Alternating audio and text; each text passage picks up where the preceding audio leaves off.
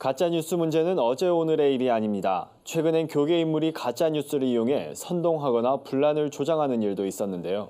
오는 4월 국회의원 선거를 앞두고 있어 이 같은 현상은 더욱 심해질 것이란 우려의 목소리가 커지고 있습니다. 무분별하게 퍼지고 있는 가짜뉴스에 속지 않으려면 어떻게 해야 할까요? 김민주 기자가 보도합니다.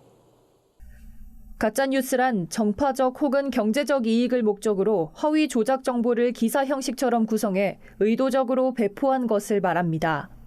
우리나라에선 2017년 초 대통령 탄핵 정국과 조기 대선을 거치며 급격하게 쏟아지기 시작했습니다.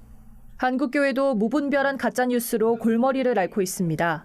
소셜미디어를 통해 검증되지 않은 정보들이 생성되고 퍼지면서 교회가 가짜뉴스의 온상이란 오명을 얻게 됐습니다. 전문가들은 가짜뉴스가 교회 내에서 특히 확산되는 이유는 조작된 정보가 신앙과 접목해 전달되기 때문이라고 분석했습니다. 그러면서 정보에 의존하기보다는 스스로 분별할 수 있는 눈을 키워야 한다고 강조했습니다.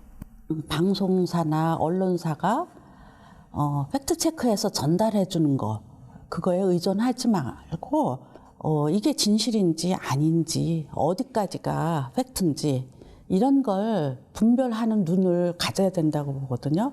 그래야만 가짜뉴스가 저는 근절이 된다고 봅니다.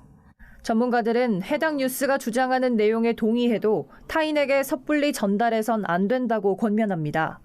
특히 선거 관련해 허위 사실을 유포할 경우엔 7년 이하의 징역 또는 500만 원 이상 3천만 원 이하의 벌금형에 처해질 수 있기 때문입니다. 이나 신앙적인 표현으로 포장되어 오기 때문에 당연히 좋은 내용일 거라고 생각하고 그냥 퍼나른 경우들이 많이 있거든요. 그러나 그렇게 하게 되면 교회가 이렇게 악용될 소지가 많이 있기 때문에 그런 내용들을 충분히 자신이 이해하고 있는지 점검하는 게 중요하고요. 다음으로 내가 동의한다고 하더라도 이 내용이 우리 공동체에 유익할지 아니면 해를 끼칠지에 대해서도 판단해야 된다고 생각이 듭니다. 교회 차원의 대책 마련도 요구됩니다.